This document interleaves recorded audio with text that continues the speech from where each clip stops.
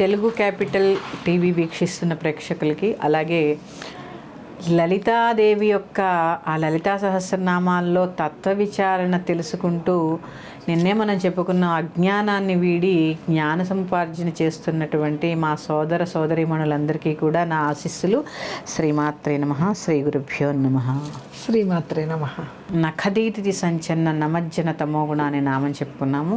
తర్వాత పదద్వయ ప్రభాజాల పరాకృత సరోరుహ. అది చూడండి, పాదాలు ఏంటి, పరాక్రమం ఏంటి. అవును అవును కదా, అవును, విచిత్రంగా అది తెలుసుకునే ప్రయత్నం చేద్దాము. పదద్వయము అంటే పాదముల యొక్క జంట. రెండు పాదములు, రెండు పాదముల యొక్క జంట. ఈ రెండు పాదముల యొక్క ప్రభాజాల అంటే అది కూడా మళ్ళీ కాంతుల సమూహము. జ్వాల ఎక్కడ చూడండి, ప్రభాజ్వాల. అరుణాంకరుణాతరంగితాక్షి దగ్గర నుంచి చూసుకుంటే ఇప్పటిదాకా అన్ని కాంతులే. అంటే అమ్మవారి ఇక్కడ ఏంటంటే ఆ యొక్క జ్యోతి మండలంలో ఉంటుంది ఆవిడ. ఆమె కాలి గోరి నుంచే అన్ని కాంతులు వస్తున్నాయన్నారు. చంద్రకాంతి, సూర్యకాంతి, అగ్నికాంతి. అందుకే సూర్యకాంతి కూడా ఉండబట్టే అమ్మ దగ్గర ఆవిడ హిమవంతుని కుమార్తె. సహస్రార చక్రం అంటే చల్లగా ఉంటుంది. ఆ వేడికి ఈ మంచు కరిగిపోయి శరీరం అంతా కూడా అమృతధారలు కురుస్తాయట కుండలిని యొక్క సాధనలో.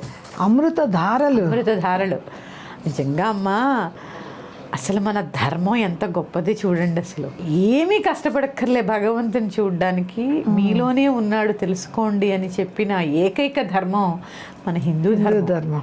ప్రతి ఒక్కరిలోనూ భగవంతుణ్ణి చూడమని చెప్పిన ధర్మం మన హిందూ ధర్మం. ఎవ్వరూ చెప్పరండి అలాగా. అవునండి. ప్రతి సమస్త జీవరాశిలో, ఆఖరికి లలితా సహస్రనామంలో నువ్వు కూర్చున్న కుర్చీలో కూడా చూడని చెప్పింది. అందుకే చరాచర జగన్నాథ, చరము అచరము, కదిలేవి కదలలేవు, కొండలు అవ్వచ్చు, కుర్చీలు అవ్వచ్చు. అంత గొప్పది నా హిందూ ధర్మము. అందుకే నా హిందూ ధర్మము సనాతనమైనది, సనూతనమైనది, నిత్యనూతనమైనది. అలాంటి ఈ హిందూ ధర్మంలో పుట్టినటువంటి నా జన్మ ధన్యము. భారత్ మాతాకి జై. మన అందరి జన్మ కూడా ధన్యమేనండి. ఇక్కడ పుట్టాను కాబట్టే ఈ వేదములను తెలుసుకోగలుగుతున్నాను, ఇక్కడ పుట్టాను కాబట్టే ఈ శాస్త్రాలు తెలుసుకోగలుగుతున్నాను, ఇక్కడ పుట్టాను కాబట్టే భగవంతుడనే అసలైన అర్థాన్ని తెలుసుకోగలుగుతున్నాను. ప్రపంచానికే ఒక దేవాలయం లాంటిది మన భారతదేశం. అందుకేనండి లలితా సహస్రనామంలో కూడా శ్రీమాత శ్రీ మహారాజ్ఞి, శ్రీమాత వీరమాత వియత్ప్రసూహు. కరెక్ట్ అండి, వీరమాత వియత్ప్రసూహు. శ్రీమాతే వీరమాత అంటే స్త్రీ ఎలా ఉండాలో కూడా చెప్పిన ధర్మం. వీరమాతగానే ఉండాలి అంటే మన బిడ్డల్ని కూడా వీరులుగా పెంచాలి. అంటే స్త్రీ ఎలా ఉండాలో చెప్పిన ధర్మమే మన హిందూ ధర్మం. శ్రీమాత్రే నమః. ఇక లలితా సహస్రనామంలోకి వెళ్తున్నాం. పదద్వయ ప్రభాజాల పరాకృత సరోరుహ. పదద్వయములు అంటే పాదముల జంట. అలాగే ప్రభాజాల కాంతుల సమూహములతే. పరాకృత అంటే తిరస్కరించబడిన. సరోరుహ పద్మముల వంటిది. పద్మముల కాంతిని తిరస్కరించినటువంటి పాదములు గలది. అవన్నీ తిరస్కరిస్తారు అంటే ఆవిడ పాదాలు మళ్ళీ చూడండి ఎందుకు తిరస్కరించబడ్డాయో చెప్తా నేను. వింటే ముగ్ధులం అయిపోవాల్సిందే కదండి. అందరూ వినండి అమ్మా, చక్కగా వినండి ఇంత తత్వం. ఎందుకంటే లలితా సహస్రనామం అందరికీ తెలుసు, రోజు చదువుకుంటాం. ఆ రోజు చదువుకునే మామూలు అర్థాలు తెలుసండి, మీరు చెప్పే తత్వ విచారణ తెలియదు కదా. ఇది తెలుసుకునే ప్రయత్నం చేయండి. ఎప్పుడు స్తోత్రం చదువుకోండి, మంచిది. స్తోత్రం చదువుకోవడం ఎల్లవేళలా మంచిది. ఆ చదివినది మీ ఒంటికి మనసుకి దాన్ని ఆకలింపజేసే భావన, ఆ తన్మయము రావాలి. అంటే అమ్మే కూర్చుంటుందమ్మా. మన దగ్గర ఉంటే లేనిదేమీ లేదు. అమ్మ మన దగ్గర ఉండాలంటే తెలుసుకోవాలంటే అమ్ముంటే అన్నీ ఉన్నట్టే. పూజ ఉండాలి, ధ్యానం ఉండాలి, వీటితో పాటు తత్వ విచారణ తెలుసుకునే విచారణ జ్ఞానం ఉండాలి. అద్భుతం. అది ఉంటే, అమ్మ ఉంటే మన దగ్గర లేనిది ఏముంటుందమ్మా. శ్రీదేవి యొక్క పాదములు పద్మములు మించినటువంటి శోభతో కనిపిస్తున్నాయండి. పద్మములు మించినటువంటి శోభతో కనిపిస్తున్నాయి. పద్మాలు నీళ్ళల్లో ఉన్నప్పుడు మాత్రమే కాంతివంతముగా ఉంటాయి. అవునండి.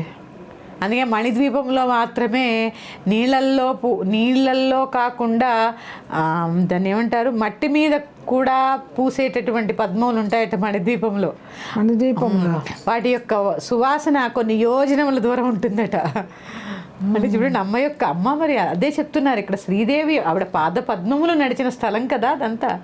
ఆ పాద పద్మములు, ఆ పద్మములు మించినటువంటి శోభతో ప్రకాశిస్తున్నవి.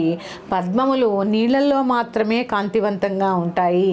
అమ్మవారి యొక్క పాదములు సదా సర్వత్రా ప్రకాశములను వెదజిల్లుతూ ఉంటాయి. అందుకే ఇక్కడ ఏం చెప్పారు, ప్రభాజాల పరాకృత సరోరుహ. ఆ సరోరుహం అంటే పద్మములు.